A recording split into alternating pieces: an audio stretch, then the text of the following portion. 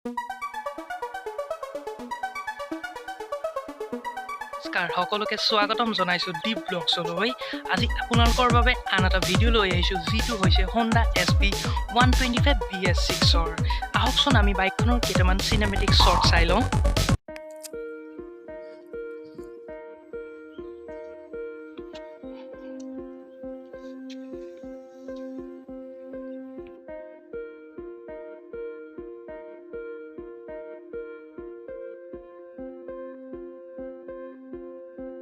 Honda SP 125 BS6 black green colour, যেহেতু আপোনালোকে দেখা পাইছে গাড়ীখনৰ নতুন কেইটামান টেকন'লজি আহিছে। প্ৰথমতে গাড়ীখনৰ ডিটেইলিংটো জানি লওঁচোন। প্ৰথমতে গাড়ীখনৰ হেডলেম্প, যিটো হেডলাইট থাকে, সেইটো আপোনাৰ সম্পূৰ্ণৰূপে বাল্ব আঁতৰাই LED কৰি দিয়া হৈছে, যিহেতু দেখা পাইছে আপোনালোকে। আৰু আপোনাৰ যিটো ছাইড ইণ্ডিকেটৰ, সেইকেইটা আপোনাৰ বাল্বৰে ৰাখিছে। বেক লাইটটো ষ্টাইলিছ কৰিছে, কিন্তু আপোনাৰ লাইটটো হৈছে আপোনাৰ বাল্বৰে হয়। আপোনাৰ ইয়াত এটা ষ্টাইল দিয়া হৈছে যিহেতু। ফ্ৰণ্ট টায়াৰ চাইজ হৈছে আপোনাৰ 100/80, এখন হৈছে ডিছ ভেৰিয়েণ্ট 240 mm ডিছ, আৰু বেক টায়াৰো হৈছে আপোনাৰ 100/80 ড্ৰাম ভেৰিয়েণ্ট হয় বেকটো, যিহেতু আপোনাৰ ইয়াত কম্বো ব্ৰেকিং ছিষ্টেম দিয়া হৈছে, যাৰ বাবে আপোনাৰ ব্ৰেকিং ছিষ্টেমটো অলপমান ডেভেলপ কৰা হৈছে।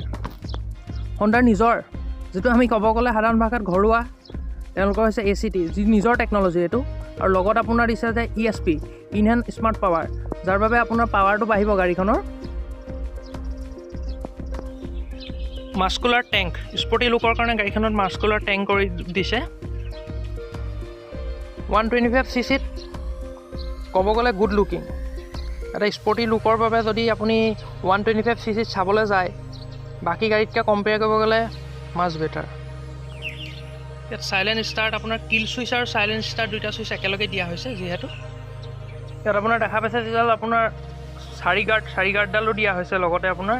আৰু আপোনাৰ ইয়াত চেইন কভাৰ, যোনখন চেইন কভাৰ আপোনাৰ ফাইবাৰ, যাৰ বাবে আপোনাৰ ইয়াত মানে চেইনৰ যিটো নইজ থাকে, নইজটো নহয়, ফাইবাৰ কৰি দিব। আৰু আপোনাৰ ৱেইটটো গাড়ীখনৰ কমিছে, ৱেইট কমাৰ বাবে আপোনাৰ প্লাছ পইণ্ট আহিছে, মাইলেজটো বাঢ়িছে গাড়ীখনৰ।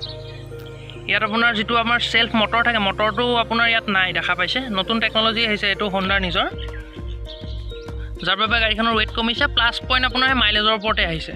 চেল্ফ ষ্টাৰ্ট হ'ব চাইলেণ্টলি, সম্পূৰ্ণ চাইলেণ্টলি ষ্টাৰ্ট হ'ব গাড়ীখন। 125cc হয়, আপোনাৰ 124 পাৱাৰ জেনেৰেট কৰিব, 10.8 bhp, আৰু টৰ্ক হ'ব আপোনাৰ 10.9 Nm।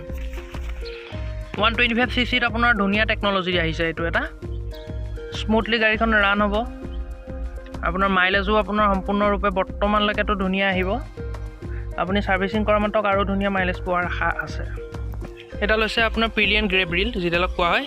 আপোনাৰ এডাল ৰাবাৰ কোটিং কৰা হৈছে, যিহেতু ধৰিবলৈ স্মুথনেছটো আহিব সম্পূৰ্ণ গাড়ীখনত আপোনাৰ। এতিয়া আমি মিটাৰ কনচললৈ আহিছোঁ। মিটাৰ আপোনাৰ কি আহিছে আমি দিছেনো ডিটেইলিংখিনি চাওঁচোন। ইয়াত আপোনাৰ গাড়ীখনত আপোনাৰ বেছিভাগ চেঞ্চৰতে আছে, যিহেতু আপোনালোকক মই এটা চাউণ্ড শুনাব বিচাৰিছোঁ। গাড়ীখন ষ্টাৰ্ট কৰা মাত্ৰ ইঞ্জিনত এটা চাউণ্ড আহিব।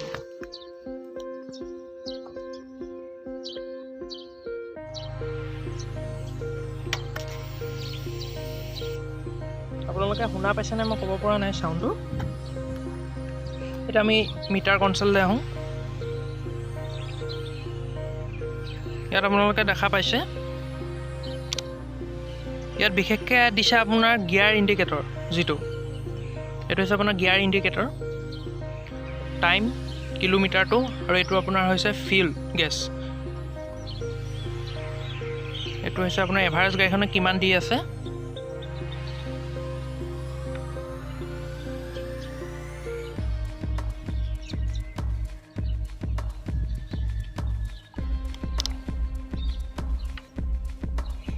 আৰু আপোনাৰ ইয়াত ছুইচটো যিহেতু আপোনাৰ ইয়াত কৰি দিয়া হৈছে, অকণমান জেগাডোখৰ চেঞ্জ কৰি দিয়া হৈছে। আপাৰ ডিপাৰ 5 ছুইচ, তিনিটা একেলগে দিয়া হৈছে আপোনাৰ ইণ্ডিকেটৰ। বাকী ডিটেইলিংখিনি ইমানেই। আৰু আপোনাৰ আছে গাড়ীখনত ইঞ্জিনক লৈ বহুত টেকন'লজি আহিছে, যিটো আপোনাৰ ইয়াত এতিয়া আপোনাৰ যিটো টাইমিং চেন ৰকাৰ, টাইমিং চেইন আপোনাৰ টেনশ্যনাৰ যিটো কোৱা হয়, সেইটো সম্পূৰ্ণৰূপে নাইকিয়া কৰি দেখা পাইছে আপোনালোকে। যিটো টাইমিং চেইন টেনশ্যনাৰ থাকে, টেনশ্যনাৰটো নাই। ইয়াত আপোনাৰ ৰলিং দিছে, ৰলিঙৰ ভিতৰতে আপোনাৰ যিহেতু চাউণ্ডটো যিহেতু টাইমিং চেনৰ নাহে, সেইবাবে আপোনাৰ কৰি দিয়া হৈছে ইয়াৰ ভিতৰত।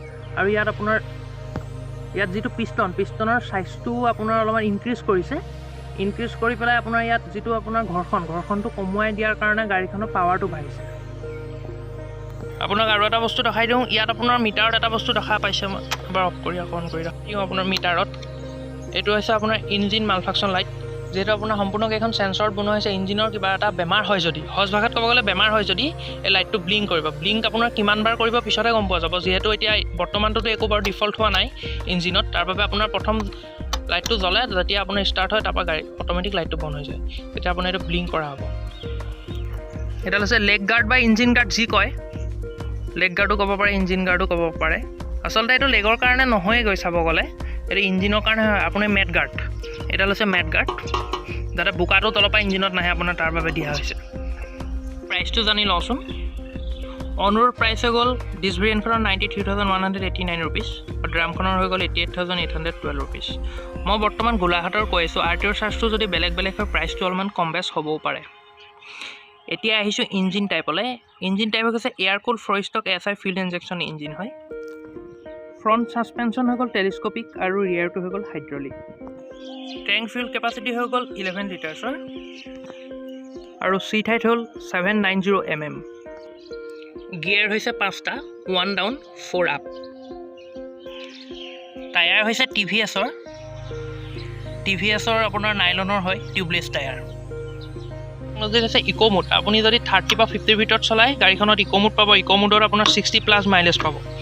যিহেতু মই আপোনালোকক পিছলৈ ভিডিঅ'টোত দেখাম, গাড়ীখন আপুনি যদি 30-40 চলে, ইয়াত আপোনাৰ এটা এইটো ইক' দেখা পাইছে, এইটো ইক' মোড আছে, ইয়াত লাইট এটা জ্বলিব। যিহেতু ইক' মোডত আপোনাৰ 60+ মাইলেজ পাব। তো যদি ভিডিঅ'টো ভাল লাগিছে, অনাগত দিনত যদি এনেকুৱা ভিডিঅ' চাই থাকিব বিচাৰে, চেনেলটো ছাবস্ক্ৰাইব কৰিব, আৰু যদি ভিডিঅ'টো ভাল লাগে লাইক আৰু কমেণ্ট কৰিব। ধন্যবাদ। জয় আই অসম।